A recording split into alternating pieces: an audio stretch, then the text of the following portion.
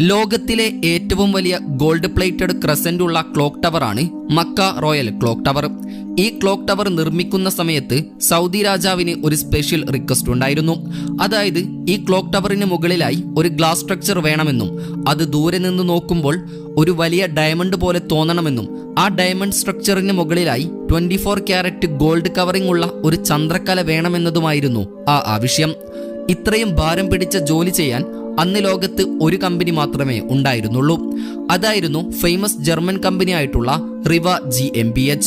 പക്ഷേ ഈ കമ്പനിയുടെ എഞ്ചിനീയേഴ്സും ഇതിന്റെ ഓണറുമെല്ലാം മുസ്ലിം മതവിശ്വാസക്കാരല്ലായിരുന്നു.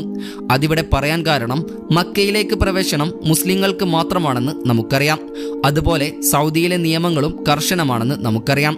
അപ്പോൾ എങ്ങനെയായിരിക്കും ഈ ഒരു പ്രശ്നത്തെ സൗദി അറേബ്യ മറികടന്നിട്ടുണ്ടാവുക എന്ന് നിങ്ങൾ ചിന്തിച്ചിട്ടുണ്ടോ?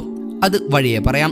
മക്ക റോയൽ ക്ലോക്ക് ടവറിന്റെ ഏറ്റവും മുകളിലെ ക്രസന്റ് അഥവാ ചന്ദ്രക്കല ഭാഗത്തിന് 2 പാസഞ്ചർ ബസ്സുകളുടെ ഭാരം ഉണ്ട് എന്നുള്ളതാണ് സത്യം. കൂടാതെ 600 മീറ്ററോളം ഉയരത്തിലാണ് ഇത് പ്ലേസ് ചെയ്തിരിക്കുന്നത്. അതുപോലെയുള്ള ഈ ടവറിലെ മറ്റൊരു എഞ്ചിനീയറിംഗ് അത്ഭുതമാണ് കിലോമീറ്ററുകൾ അകലെ നിന്ന് വരെ കാണാൻ കഴിയുന്ന ഈ വലിയ ക്ലോക്ക്. ഈ ക്ലോക്കിന്റെ ഓരോ സൈഡും 43 മീറ്റർ വൈഡിലാണ് നിർമ്മിച്ചിരിക്കുന്നത്.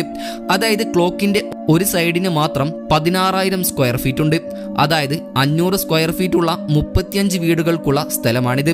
അപ്പോൾ തന്നെ ഇതിന്റെ വലുപ്പം നമുക്ക് ഊഹിക്കാമല്ലോ.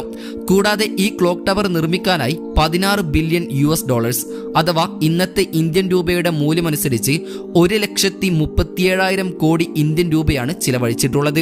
ഇതുകൊണ്ടാണ് ലോകത്തിലെ മോസ്റ്റ് എക്സ്പെൻസീവ് സ്കൈക്രാപ്പറിൽ ഒന്നായി മക്ക റോയൽ ക്ലോക്ക് ടവർ മാറിയത്. കൂടാതെ ഇപ്പോൾ ലോകത്തിലെ ഏറ്റവും നീളം കൂടിയ 4ാമത്തെ ബിൽഡിംഗും ഇതാണ്.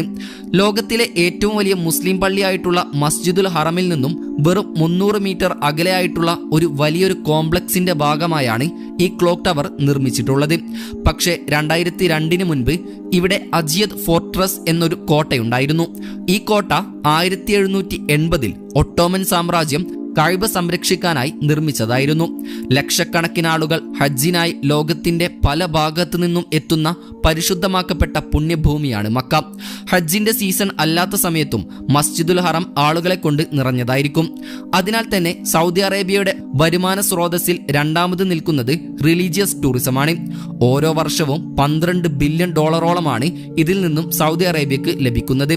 കൂടാതെ മക്കയാണ് ലോകത്തിലെ ഏറ്റവും കൂടുതൽ ഹോട്ടൽ റൂമുകളുള്ള സിറ്റി. 2,50,000-ലധികം റൂമുകളാണ് ഇവിടെയുള്ളത്. 2ാം സ്ഥാനത്ത് നിൽക്കുന്നത് 1,54,000-ലധികം റൂമുകളുമായി ദുബായിയാണ്. 3ാം സ്ഥാനം ലാസ് വേഗസുമാണ്. ഇതൊക്കെ